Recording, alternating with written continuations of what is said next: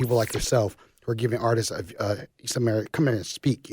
This is an amazing opportunity to talk out and talk about positive things that Baltimore is doing. And I'm doing Baltimore and beyond. So you might see some Baltimore County stuff. You might see some D.C. stuff. You might see some New York City and Philly. But we just want to keep that positive vibe because you know what? Anybody can be negative.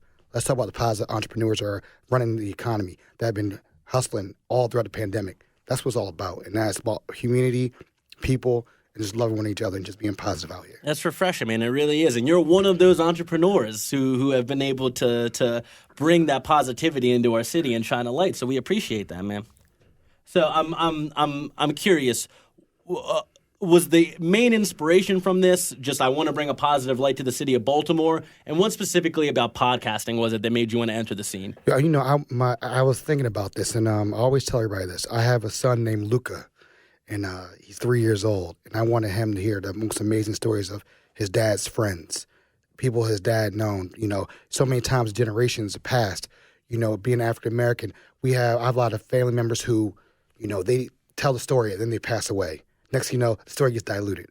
Why not put it on audio? Why not have it forever? So my son and his kids can always Granddad, Dad, he did some amazing things, talked to some amazing people, and that's what it's all about to me. That's as good of an inspiration as I think you could have for any kind of project like that.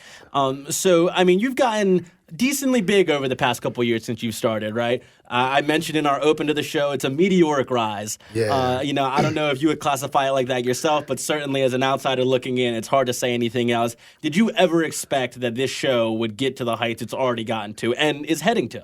You know what? I was doing it for fun. It was a hobby. It was something that was really fun to do.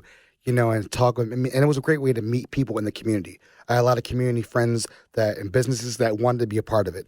And they were like, hey, help us out in the Hartford Road corridor. The bridge has been closed. So I was helping those businesses to having them on the show, things of that nature. So that's what it's all about. But the rise right now is crazy because I can't even go anywhere really in certain areas. Oh, you're the podcast guy.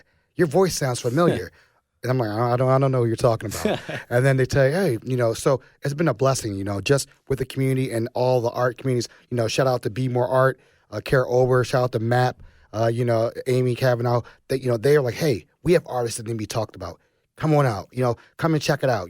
Terry Henderson, Be More Art. Those people are like, hey, come. We have a great scene in Baltimore. We have plenty of amazing artists. Let's check the scene out. Because everybody wants to be the next Art Basel. Why can't Baltimore be that? 100%. Yeah. Why can't it? We have a great art scene here. There's so much history here. So that's what I look at, and luckily, after that first year, I won Best of Baltimore for Baltimore Sun, Baltimore Magazine. So you know how everybody says it. You guys are sports fans. You won one championship like LeBron, then won in the Lakers. Well, that's a fluke. When you get that back-to-back championship, people are like, okay, this guy's serious. He's legit. And to have that, now I just really go about my business. And, my kid goes to bed. I'm in the studio at 11, 12 o'clock at night, 1 o'clock. Then I'm going to my 9 to 5 at 7 o'clock. So now I'm on that grind. I'm definitely just